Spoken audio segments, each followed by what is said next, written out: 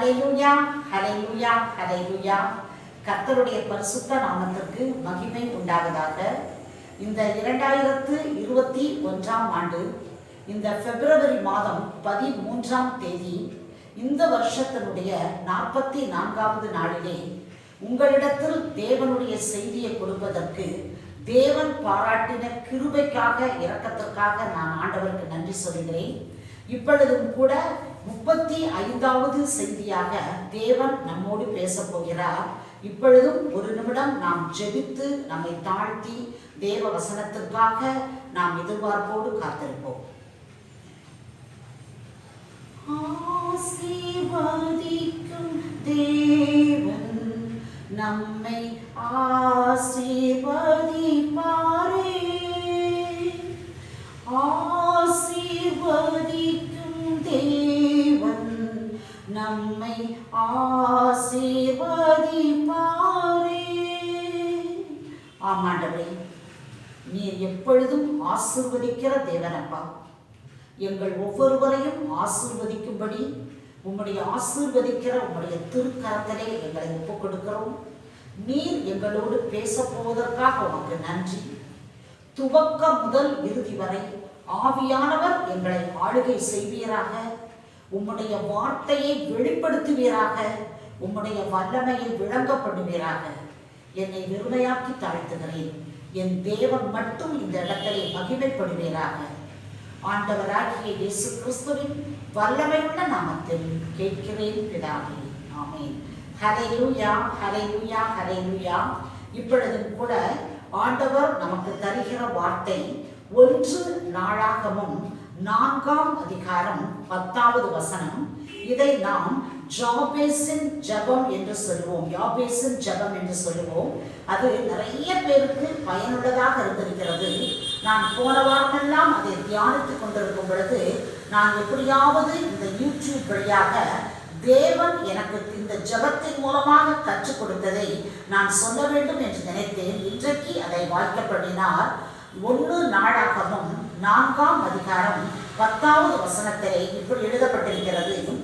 யாபேஸ் இஸ்ரவேலின் தேவனை நோக்கி, தேவரீர் என்னை ஆசீர்வதித்து என் எல்லையை பெரிதாக்கி உமது கரம் என்னோடு இருந்து தீங்கு என்னை துக்கப்படுத்தாதபடிக்கு அதற்கு என்னை விலக்கி காத்திருடும் என்று வேண்டிக் கொண்டான். அவன் வேண்டிக் கொண்டதை தேவன் அருளினார். ஹல்லேலூயா, ஹல்லேலூயா. அவன் வேண்டிக் கொண்டதை தேவன் அருளினார். God granted his request and he was rewarded என்று ஒரு டிரான்ஸ்லேஷன்ல போட்டிருந்துச்சு. ரொம்ப சந்தோஷமா இருந்துச்சு. அவன் வேண்டிக் கொண்டதை தேவன் அருளினார். அப்ப இந்த யாபேஸ் நமக்கு முன்பாக ஒரு ரோல் மாடலாக இருக்கிறார். அவர் எப்படி ஜெபித்தார் என்று பார்த்து அதே போன்று நமது வாழ்க்கையிலும் நாம் ஜெபிக்க கற்றுக்கொள்ளலாம்.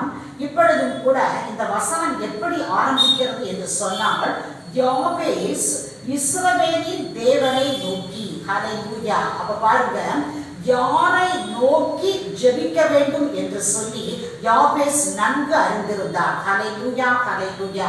அப்போ நாமும் கூட யாரை நோக்கி நாம் ஜெபிக்க வேண்டும். அழகாக யாபேஸ் சொல்கிறார், இஸ்ரவேலின் தேவனை நோக்கி. ஆகையினாலதான் சங்கீதம் 121:1-2 இப்படி சொல்லுகிறது, எனக்கு ஒத்தாசை வரும் பர்வதங்களுக்கு நேராக என் கண்களை ஏறெடுக்கிறேன். வானத்தையும் பூமியையும் உண்டாக்கின கர்த்தரிடத்திலிருந்து எனக்கு ஒத்தாசை வரும் என்று எழுதப்பட்டிருக்கிறது.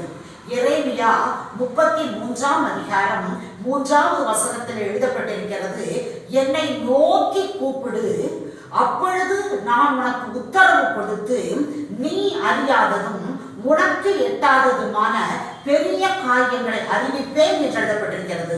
அப்ப பாருங்க, இப்படி செய்கிற தேவனை, அந்த இஸ்ரவேலின் தேவனை நோக்கி யாபேஸ் ஜெபித்தாராம். நாமும் கூட நமது ஆண்டவராகிய கர்த்தரை நோக்கி நாம் ஒவ்வொரு நாளும் நாம் ஜெபிக்க பழகிக்கொள்ள வேண்டும்.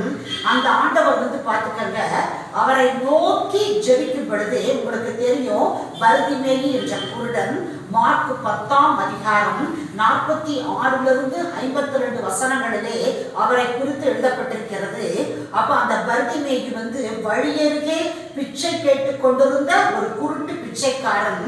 அப்ப அவர் தாவீதின் குமாரனே இயேசுவே எனக்கு இரங்கும் என்று சொல்லி அந்த இஸ்ரவேலின் தேவனை நோக்கி அவர் கூப்பிட்டார். அப்ப எல்லாரும் அவரை சத்தம் போட்டாங்க, நீ ஒரு பிச்சைக்காரன், பேசாமல் இருக்க மாட்டாயா என்று அதட்டினார்கள். ஆனால் பர்திமேயு இன்னும் சத்தமாக, தாவீதின் குமாரனே இயேசுவே எனக்கு இரங்கும் என்று சொன்னவுடன் தேவன் நின்றார். ஹல்லேலூயா, ஹல்லேலூயா, ஹல்லேலூயா. இயேசு நின்று அவனை அவரிடத்திலே அழைத்து வர சொன்னார். ஆகையினால இஸ்ரவேலின் தேவனை நோக்கி நாம் ஜெபிக்கும் பொழுது ஆண்டவர் நின்று நமது ஜெபத்தை கேட்டு நமக்கு நாம் வேண்டிக் கொண்டதை அருளுகிற தேவனாக இருக்கிறார். அப்படித்தான் யாபேஸ் யாரை நோக்கி ஜெபிக்க வேண்டும், யாரை நோக்கி கூப்பிட வேண்டும் என்பதை அவர் நன்கு அறிந்திருந்தபடியால் இஸ்ரவேலின் தேவனை நோக்கி அவர் ஜெபிக்க ஆரம்பித்து விட்டார். ஹல்லேலூயா.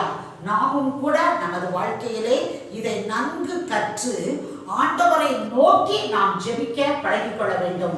அந்த தேவன் எப்படிப்பட்டவர் என்று சொன்னால் 1 பேதுரு 5ஆம் அதிகாரம் 7வது வசனத்தில் எழுதப்பட்டிருக்கிறது, அவர் உங்களை விசாரிக்கிறவரானபடியால் உங்கள் கவலைகளை எல்லாம் அவர் மீது வைத்து விடுங்கள் என்று எழுதப்பட்டிருக்கிறது.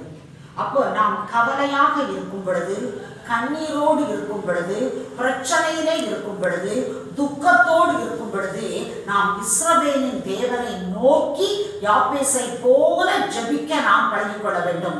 ஏனென்றால் அவர் விசாரிக்கிறவர். யோபு 7ஆம் அதிகாரம் 18வது வசனத்திலே சொல்லப்பட்டிருக்கிறது, அவர் காலைதோறும் நம்மை விசாரிக்கிறவராக இருக்கிறார். ஹல்லேலூயா, ஹல்லேலூயா. காலை தோறும் நம்மை விசாரிக்கிறவரா. அப்ப பாருங்க, அவர் காலையில ஆண்டவர் நம்மளை பார்த்து how are you அப்படின்னு கேட்கிறார். நம்ம ஒருத்தருக்கு ஒருத்தர் பார்த்தோம் அப்படின்னு சொன்னோம்னா என்ன கேட்கிறோம், how are you அப்படின்னு கேட்கிறோம். அதே மாதிரி கர்த்தர் நம்மை பார்த்து கேட்கிறார், how are you மா அப்படின்னு கேட்கிறார். அப்ப அவர்கிட்ட இப்ப யாராவது ஒருத்தங்க how are you அப்படின்னு கேட்டா நம்ம என்ன சொல்லுவோம், I am fine அப்படின்னு சில சமயம் சொல்லுவோம், சில சமயம் I am good அப்படின்னு சொல்லுவோம், சில சமயம் நான் எனக்கு கொஞ்சம் கவலையா இருக்குது, நான் கொஞ்சம் பிரச்சனையில இருக்கிறேன் அப்படின்லாம் சொல்லுவோம். அப்போ மற்றவர்களிடத்திலே சொல்வதை காட்டிலும் அந்த யாபேசை போல இஸ்ரவேலின் தேவனை நோக்கி அவர் how are you அப்படின்னு கேட்டப்போ நம்ம என்ன செய்யணும், ஆண்டவர்கிட்ட நமது மனம் திறந்து பேச பழகிக்கொள்ள வேண்டும். ஹல்லேலூயா. அதைத்தான் யாபேஸ் அவர் செய்தாரு. அப்ப காலைதோறும் விசாரிக்கிற how are you என்று கேட்கிற அந்த தேவனிடத்துல அவரை நோக்கி கூப்பிட நாம் பழகிக்கொள்ள வேண்டும். அவர் எப்படி அழகா ஜெபிச்சாரு பாருங்க. அவர் தேவரீர் என்னை ஆசீர்வதித்து, ஹல்லேலூயா, bless me indeed o my Lord அப்படின்னு சொல்லி ஜெபிக்கிறாரு. என்னை bless பண்ணுங்கப்பா அப்படிங்கிறார். நம்மலாம் பார்த்தோம்னு சொன்னோம்னா யாராவது பெரியவங்க இப்ப ஸ்டூடெண்ட்ஸுங்க பார்த்தீங்கன்னா ரொம்ப நாள் கழிச்சு அவங்களுடைய பழைய டீச்சர்ஸுகளை பார்க்கும் பொழுது உடனே bless பண்ணுங்க மேடம், bless பண்ணுங்க மேடம் அப்படின்னு சொல்லுவாங்க. அப்ப நாமும் கூட நமக்கு வயது மூத்தவர்களை பார்க்கும் பொழுது என்னை ஆசீர்வதிங்களே, என்னை பிளஸ் பண்ணுங்களே அப்படின்னு நம்ம ஆட்டோமேட்டிக்கா நம்ம சொல்லுவோம். அப்ப இவர் யாபேஸ் என்ன செய்கிறாரு, கர்த்தர் என்னை ஆசீர்வதிக்க வேண்டும் என்று சொல்லி அவர் அழகாக ஜெபத்தை எப்படி ஆரம்பிக்கிறார் என்று சொன்னால், தேவரீர் என்னை ஆசீர்வதித்து, ஹல்லேலூயா, ஹல்லேலூயா.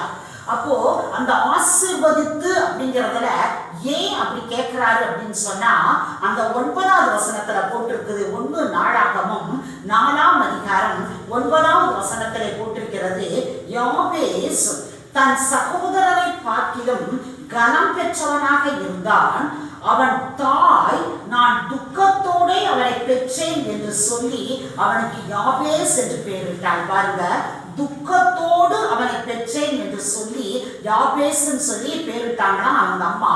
ஆனா யாபேஸ் என்ன செய்யறாருன்னா, இந்த இதையே மாற்றணும், துக்கத்தோடு என்னை பெற்றாங்கிறதை மாற்றணும்னு சொல்லிட்டு ஆண்டவர்கிட்ட கேட்கிறாரு, இனி ஆசீர்வதிங்க ஆண்டவரே, ஹல்லேலூயா. அப்ப என்னை ஆசீர்வதிங்க ஆண்டவரை கேட்டதுனால அந்த 9வது வசனத்துல பாருங்க, யாபேஸ் தன் சகோதரரை பார்க்கிலும் கனம் பெற்றவனாக இருந்தான். ஹல்லேலூயா. அப்ப எல்லாரிலும் அவர் மேற்பட்டவராக அந்த தேவனை நோக்கி கூப்பிட்டதனால யாபேச அவருடைய சகோதரர்கள் எல்லாரை காட்டிலும் அவர் உயர்த்தினார். அப்ப நம்மளை வந்து ஆண்டவர் பிளஸ் பண்ணுங்க. ஆண்டவரே என்னைய பிளஸ் பண்ணுங்க ஆண்டவரே. ஒவ்வொரு நாளும் காலையில நம்மளை விசிட் பண்றாரு. ஹவ் ஆர் யூ அப்படின்னு கேட்கிறாரு. ஆண்டவர்கிட்ட சொல்றாரு என்னை ஆசீர்வதிங்கப்பா. அப்ப ஒரு ட்ரூ ஹாப்பினஸ், ஒரு உண்மையான ஒரு ஜாய, உண்மையான ஒரு மகிழ்ச்சியை எனக்கு தாங்க ஆண்டவரே. அப்போ நம்ம அந்த உண்மையான மகிழ்ச்சி நமது உள்ளத்திலே நிரப்பும் பொழுதுதான் ஆண்டவர்கிட்ட வாயை திறந்து என்னை ஆசீர்வதிக்கப்பா நம்ம கேட்க முடியும்.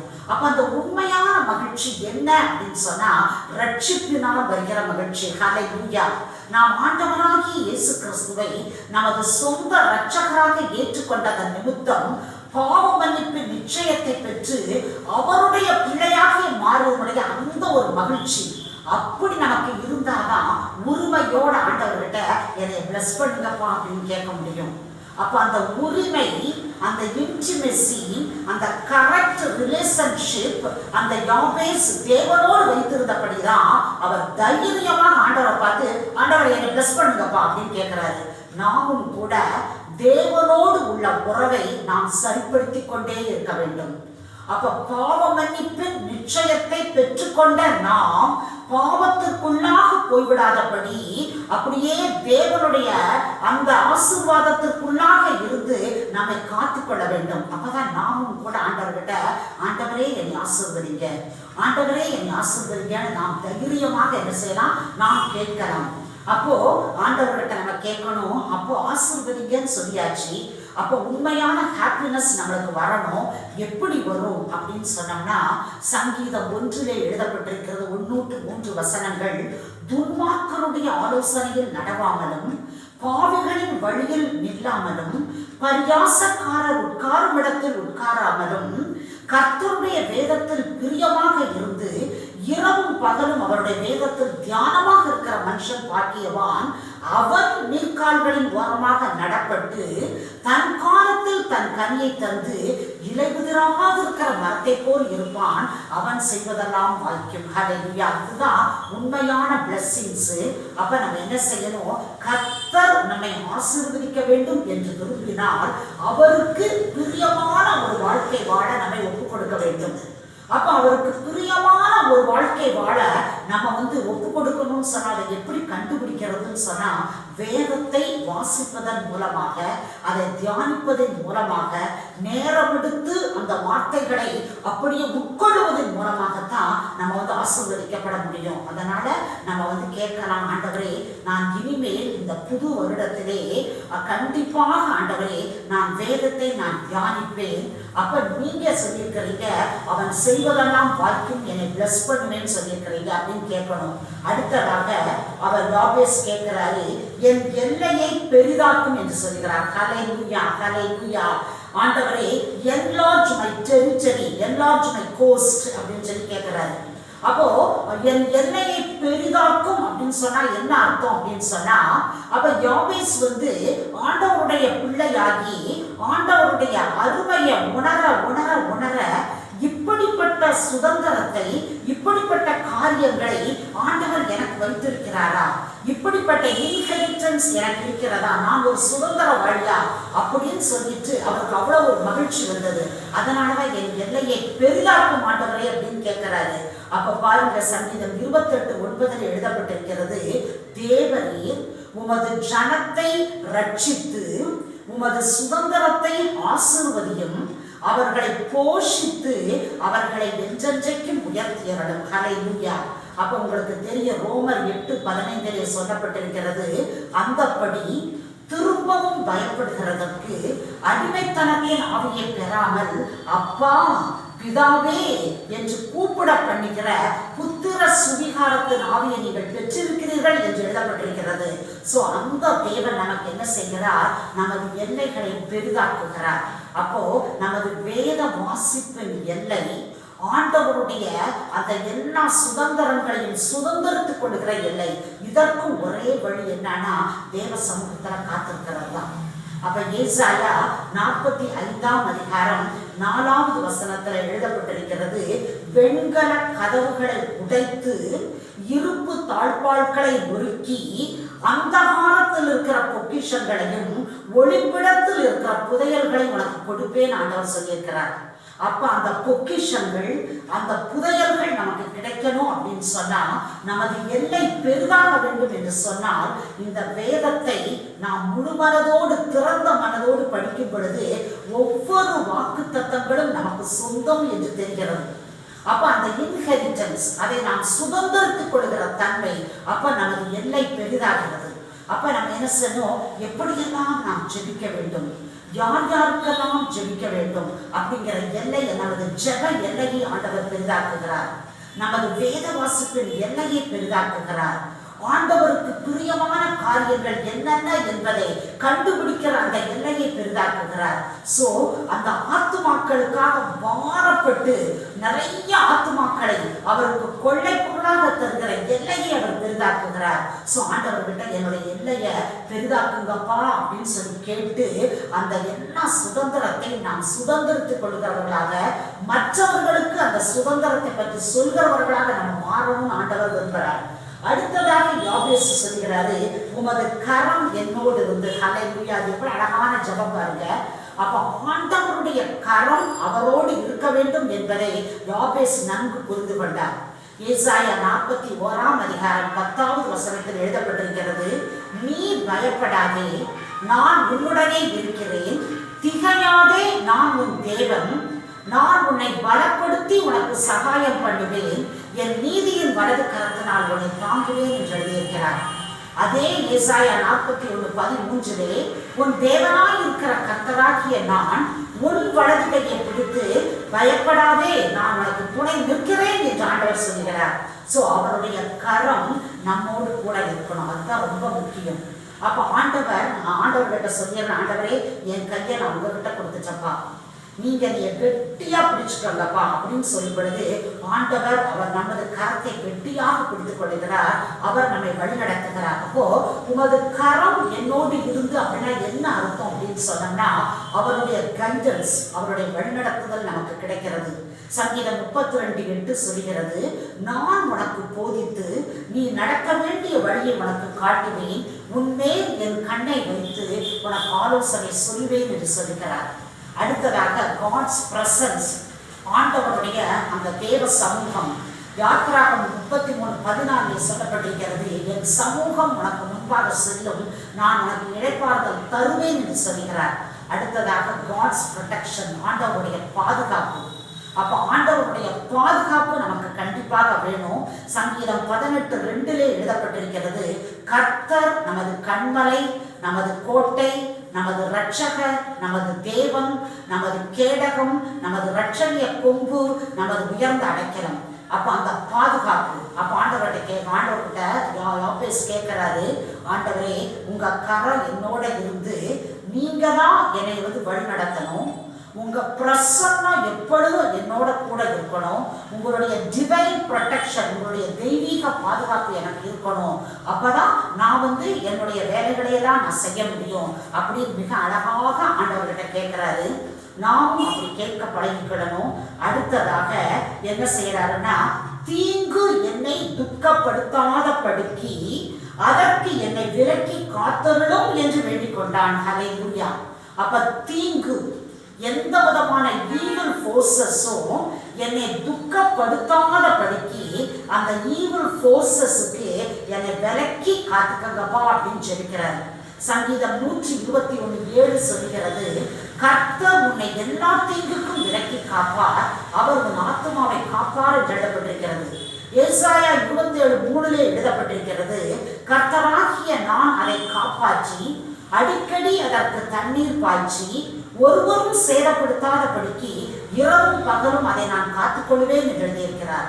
அப்போ தீங்கு என்று சொன்னால், நாம் ஆண்டவரை ஏற்றுக்கொள்வதற்கு முன்பாக வாழ்ந்த வாழ்க்கை வேறு, ஆண்டவரை ஏற்றுக்கொண்ட பிற்பாடு வாழ்கிற வாழ்க்கை வேறு. அப்ப அந்த ஆண்டவரை ஏற்றுக்கொள்வதற்கு முன்பாக நாம் செய்த பாவ வாழ்க்கையை, தீங்கான வாழ்க்கையை விட்டுவிட்டுத்தான் நாம் பரிசுத்த வாழ்க்கைக்கு வந்திருக்கிறோம். அப்போ மறுபடியுமாக நாம் பின்மாற்ற ஜீவியத்திற்கு போய்விடாதபடி, அந்த தீங்குக்குள்ளாக போய்விடாதபடி, அந்த தீங்கிலிருந்து என்னை விலக்கி காத்தருளும் ஆண்டவரையும் வேண்டிக் கொள்கிறார். ஹல்லேலூயா! அப்ப அது நம்ம வாழ்க்கையில, கிறிஸ்தவ வாழ்க்கையில மிகவும் முக்கியம். அப்போ ஒன்ஸ் நம்ம ஆண்டவருடைய பிள்ளைகளாக மாறிட்டோம், கடைசி மூச்சு இருக்கிற வரைக்கும் முடிவு பரியந்தம் நிலை நிற்பவனே ரட்சிக்கப்படுவான்னு எழுதப்பட்டிருக்கிறது. அப்ப தீங்கு என்னை துக்கப்படுத்தாதபடிக்கு, ஐயோ இந்த பாவத்திலிருந்து நான் மீண்டு வந்தனே, மறுபடியும் நான் அந்த பாவத்தை செய்தேன், அந்த பாவம் நம்மை துக்கப்படுத்தாதபடிக்கு அந்த தீங்கிற்கு என்னை விலக்கி காத்தருளும் என்று யாபேஸ் வேண்டிக் கொண்டார். எவ்வளவு ஒரு வண்டர்ஃபுல் பிரேயர். அதனாலதான் லாஸ்டா போட்டிருக்கிறது, அவன் வேண்டிக் கொண்டதை தேவன் அருளினார். ஹல்லேலூயா, ஹல்லேலூயா.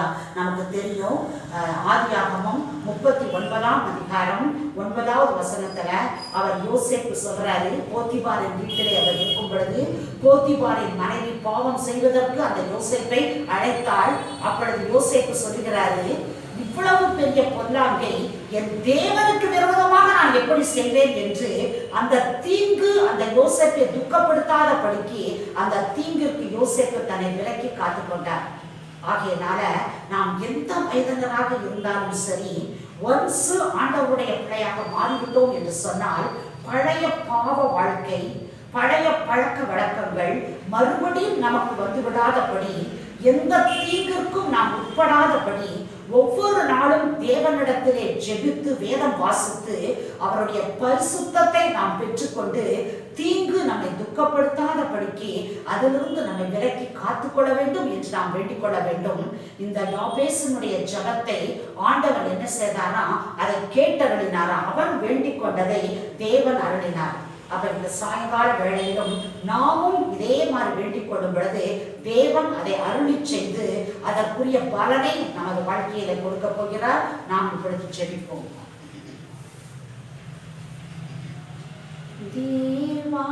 தேவாயுன்னை ஆசீர்வதியும், எல்லையை பெரிதாக்கும். தேவாயுன்னை ஆசீர்வதியும், எல்லையை பெரிதாக்கும். உமது கரமே என்னுடன் இருந்து எல்லா தீங்குக்கும் விலக்கிடும். உமது கரமே என்னுடன் இருந்து எல்லா தீங்குக்கும் விலக்கிடும். தேவா என்னை ஆசீர்வதியும், எல்லை பெரிதாக்கும். ஆமாண்டவரே, யாபேஸ் இஸ்ரவேலின் தேவனை நோக்கி வேண்டிக் கொண்டார். அவன் வேண்டிக் கொண்டதை தேவன் அருளினார். இந்த வேளையிலும் கூட ஆண்டவரே, நாங்களும் உம்மிடத்தில் வேண்டிக் கொள்கிறோம். அப்பா தகப்பனே, நீர் அப்பா எங்களை ஆசீர்வதிக்க வேண்டும் நினைச்சா, நீங்க ஆசீர்வதிக்கிற ஆசீர்வாதம் தான் உண்மையான ஆசீர்வாதம். எங்களுடைய எல்லைகளை நீர் பெரிதாக்கும் அப்பா. எப்பொழுதும் உமது கரம் எங்களோடு கூட இருக்க வேண்டும் ஆண்டவரே. எந்த தீங்கும் எங்களை துக்கப்படுத்தாதபடிக்கு எல்லா தீங்கிலிருந்தும் எங்களை விலக்கி காத்துக்கொள்ளும் ஆண்டவரே. யாபேசுக்கு நீர் அருளி செய்த தேவன் எங்களுடைய வேண்டுதலையும் கேட்டு எங்களை அப்பா ஒரு ஒப்புயர்வற்ற ஒரு உன்னதமான ஒரு பரிசுத்தமான வாழ்க்கையை இந்த உலகத்திலே நாங்கள் ஜீவிக்கும் பொழுது வாழ்த்து உங்களுடைய நாமத்திற்கு மகிமை பெறப்படத்தக்கதாக நாங்கள் வாழ உதவி செய்யும். எங்களை தாழ்த்துகிறோம் ஆண்டவரே. இந்த 1 நாளாகவும் 4:10 வழியாக நீர் மகிமைப்பட போகிறபடியால் உமக்கு நன்றி. முழு மகிமையை உமக்கு தருகிறோம். ஆண்டவராகிய இயேசு கிறிஸ்துவின் வல்லமையுள்ள நாமத்தில் கேட்கிறோம் பிதாவே, ஆமென். என் ஆத்துமாவே கர்த்தரை ஸ்தோத்திரி, என் முழு உள்ளமே அவருடைய பரிசுத்த நாமத்தை ஸ்தோத்திரி. என் ஆத்துமாவே கர்த்தரை ஸ்தோத்திரி, அவர் செய்த சகல உபகாரங்களையும் மறவாதே, ஆமென். துதி கனமாகி மகிமையுமக்கே, ஓ எல்லாமுமே, ஓ எல்லாமுமே. துதி கனமாகி மகிமையுமக்கே, ஓ நீரே ராஜாவே. ஹல்லேலூயா, ஸ்தோத்ரம் ஸ்தோத்ரம் ஸ்தோத்ரம். நீ